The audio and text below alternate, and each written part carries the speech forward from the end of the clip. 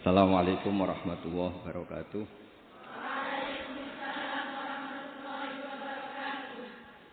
Alhamdulillahirabbil alamin wassalatu wassalamu ala asyrafil mursalin sayyidina maulana Muhammadin wa ala alihi wa sahbihi ajmain amma ba'du. Ingkang sangat kula hormati sedanten keluarga besar Kiai Jazuli, wabil khusus wonten Kiai Haji Nurul Huda, sedanten Nyai Bat, wonten Mbah Kawula Nyai Jamilah, sedanten mawon ingkang kula hormati wonten Gus Anim.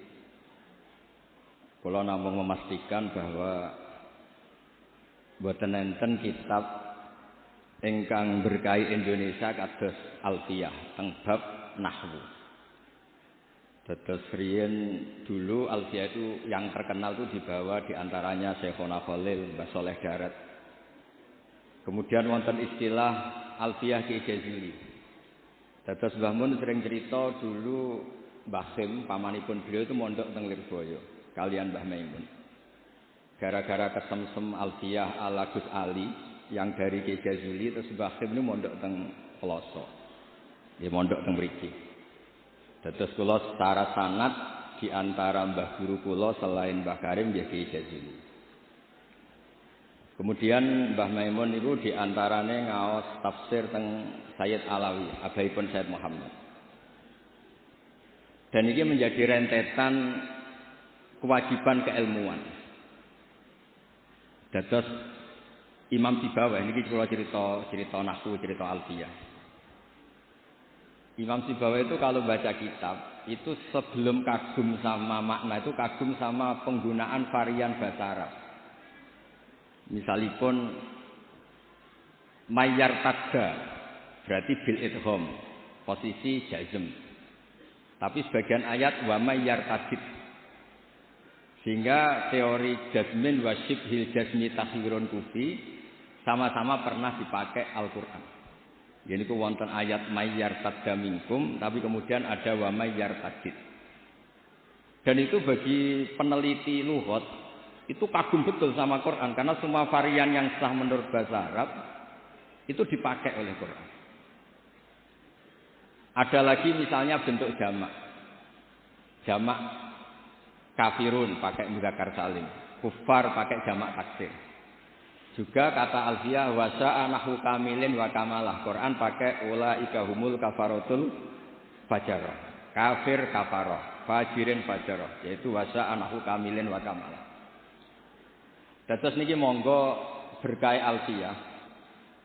Niki dados solusi, dados keharusan bagi kita supaya orang itu tidak menafsirkan Quran sebelum malian bil arabiyah. Dia sangat menguasai bahasa Arab. Karena kalau kita belajar Alfiyah, belajar balaghah, wa walaupun matur Gusdah di antara kelebihan Kiai Jazuli itu semua fan diajarkan. Kula teng putih-putih sering memberi saran dan mengharuskan. Kalau cari ilmu itu sisi ekstrimnya itu dikaji. Nanti kelihatan semua ilmu itu berdoain, bukan fardu kifayah tapi berdoain. Kalau beri contoh misalnya summum bukmun umyun. Summum bukmun umyun. Itu kan orang kafir itu tidak bisa mendengar. Bukmun orang kafir itu tidak bisa ngomong. Umyun itu orang kafir itu buta. Padahal secara fisik mereka bisa mendengar, bisa melihat, bisa semuanya. Dan itu kalau nanti Quran itu diuji secara kenyataan, ternyata mereka bisa bicara, bisa mendengar, juga bisa ngomong. Tapi kalau kita ngaji balaghah, ngerti duduk perkaranya. Mereka dikatakan summun karena la yasma'unal haq, tidak mau mendengar kebenaran. Dikatakan bukmun la yatakallamuna bil haq, tidak bisa ngomong hak. Dikatakan umyun karena la yubsirunal haq, tidak melihat hak. Kemudian di balaghah diajarkan kalau tasbih, kalau orang ganteng biasa disebut anta kal badri, tapi kalau sudah ganteng banget disebut anta samsun, anta badru. Sama di kebalikannya juga sama. Kalau terlalu enggak benar, bukan lagi kasumi tapi disebut sumum bukmun umyun. Begitu juga di saktah. Saya berkali-kali cerita. Kalau Anda tahfidz, tadi saya dapat berita menyenangkan pernah bulik saya Neng Hasna putri Mbah kula baca jila khatam Quran. Saya senang sekali. Di antaranya misalnya sakta.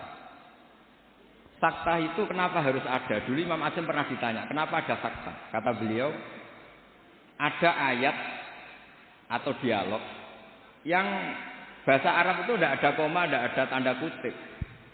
Sehingga solusinya ya sakta. Yaitu ketika orang kafir bangun dari kubur, mereka tanya, "Mam ba'atsana mim marqadina." Siapa yang membangkitkan kami dari kubur? Terus ada al-mujawib.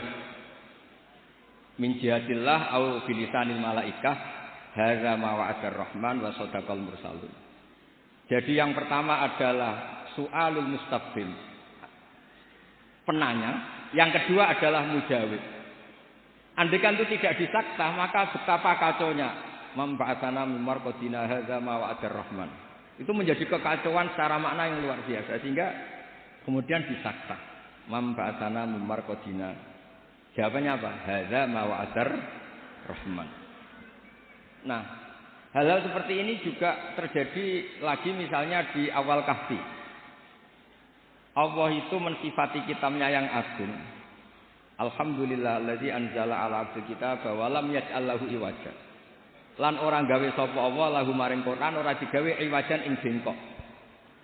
Kalau dibaca langsung qayyiman itu bisa ada tasallutul amil pada qayyiman. Walam yaj'al lahu qayyiman itu fatal betul. Allah tidak bikin bengkok juga enggak bikin lurus. Tapi berkahnya sakta itu menjadi natijah. Allah itu tidak bikin Quran itu bengkok. Diam, tidak bengkok itu apa? Lurus. Nah itu makanya butuh sakta. Jadi saya berkali-kali mencontohkan, Cung, saya jangan belikan sate, pecel, rawon. Itu semuanya dilarang. Tapi kalau sakta, Cung, saya jangan belikan sate, jeda, pecel. Itu artinya jangan belikan sate, tapi nopo? Pecel. Nah, ilmu-ilmu yang talaqti min afahil masayikh, kalau belum tahu hikmahnya atau illatul hukmi, paling enggak kamu sudah benar bahwa setiap baca ini sakta secara riwayat. Nanti Anda akan lebih detail kalau menguasai diroyah. Makanya kalau di masa saya sekarang sering diajarkan qadimid diroyah ala riwayah. Setelah dikaji, memang sakta ini satu keharusan. Karena kalau tidak ada sakta, bisa maknanya tidak dikaji. Begitu seterusnya di bab-bab nahwu. Nahwu itu terkenal kan, dulu ada orang terkenalnya Abdul Aswad Ad-Du'ali itu sama putrinya melihat bintang, terus kagum bilang ma ahsanus samai. Karena redaksi ini menjadi istifham, abahnya menjawab nujumuha, ya bintangnya. Kata anaknya, innama aradtu bidzalika ta'ajjub. Saya ini kagum. Oh, harusnya kamu baca ma ahsanas samaa, bukan ma ahsanus samai tapi ma ahsanas sama. Semenjak itu terus mulai kepikiran nulis nahwu. Ada yang lebih fatal dari cerita itu. Ada seseorang yang terus gak mau sholat, jadi ateis. Gara-gara baca ayat innallaha bari'um minal musyrikina wa rasulih. Dia baca sir. Kalau Allah sama Rasulnya saja tidak ngurus, apalagi sama kita. Allah itu terbebas, tidak urusan dengan orang musyrik. Wa rasulih juga tidak ngurus Rasulnya. Kalau sama Rasul saja tidak ngurus, apalagi sama kita.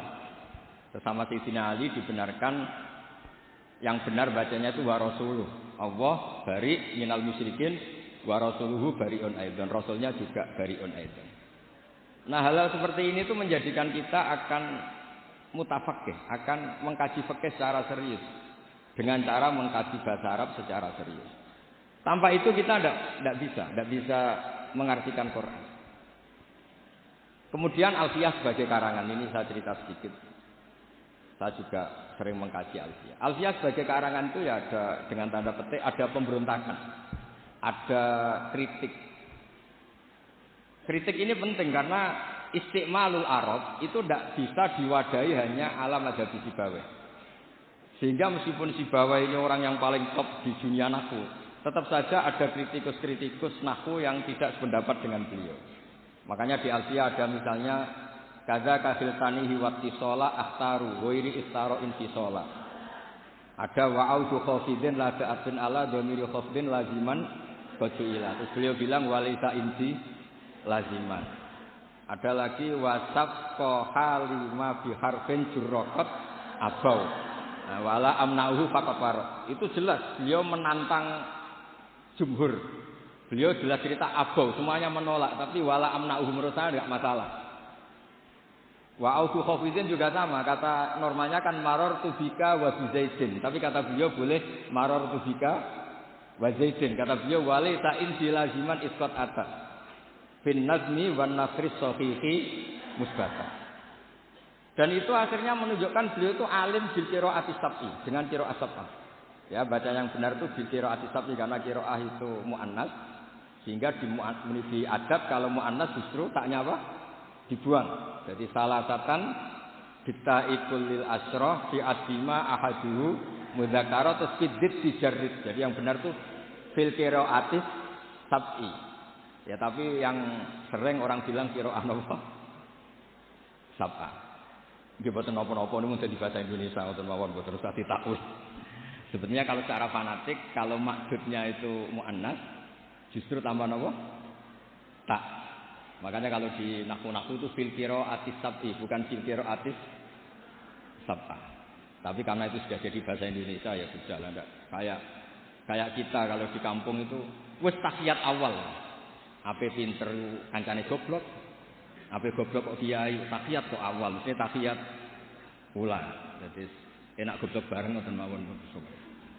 Karena kalau sering matur teng Mbah Kausar.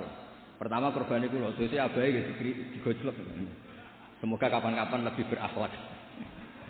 Mbah kula.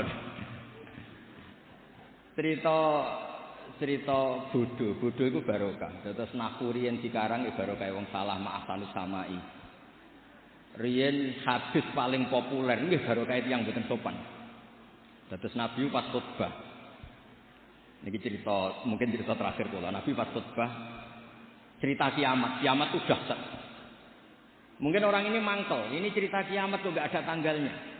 Makanya tanya, "Ya Rasulullah, mata sa'ah." Engkau ini cerita kiamat tapi tanggalnya enggak jelas. Engkau bilang, "Itu kapan? Kita bisa persiapan." Nabi enggak jawab. Ya mulai dulu analis itu banyak. Nabi ketika jawab, ada yang sahabat bilang lam yasma, falam yujib. Nabi enggak dengar maka enggak jawab. Yang satu bilang sami'a wa kariha. Sebenarnya Nabi dengar tapi enggak berkenan karena pas khutbah kok dijeda ada pertanyaan. Tapi lama-lama Nabi tanya, manis sa'il. Yang tanya tadi siapa? Diulang lagi sama Arabi tadi. Mata sa'ah. Terus Nabi tanya, ma'atattalah. Andai kan tahu kapan kiamat, yang kamu persiapkan apa? Fawa wa ma'atatullah kabira sholatin wala kadza wa kadza walakin li uhibbuka. Saya tidak menyiapkan banyak salat, tidak menyiapkan banyak zakat, tapi saya mencintai engkau ya Rasulullah. Terus kata Nabi, anta ma'aman ahbabta. Sebagian riwayat almar'u ma'aman ahabba. Itu satu masjid senang semua. Karena mereka tahu kita tidak mungkin ngamal kayak Rasulullah, tapi kita akan bersama Rasulullah karena mencintai Rasul. Itu satu peristiwa yang awalnya mangkel karena ada orang enggak sopan ini. Tapi menjadi berkah semuanya hafal. Itu juga barokahnya orang salah. Mulane nek sampean maca kitab salah, mesti salah sing barokah. Mboten karena barokah salah niku terus ketok murid. Kula riyen ndek kanca niku gobloke ra karuan. Sampai kula mangkel. Gus ngaji aja pinter-pinter, gak sopan nyanyi Mbah Mun. Terus nak goblok kan gak nyanyi gurune dadi saya ini goblok ini amdan bukan sahwan ya. Karena Mbah Mun pinter, masa murid ikut pinter, mboten napa? Sopan. Jadi maksud kula niku nek sampean pinter nggih ben dadi bangga Pondok Al-Falah, nak goblok nggih niati tawadhu. Wong Gus Kausar potongane mau disaingi ngoten. Terus kabeh niku saya. Karena ciri utama iman niku pondok qadar khairihi wa syarrihi. Kula niku nate ngisi.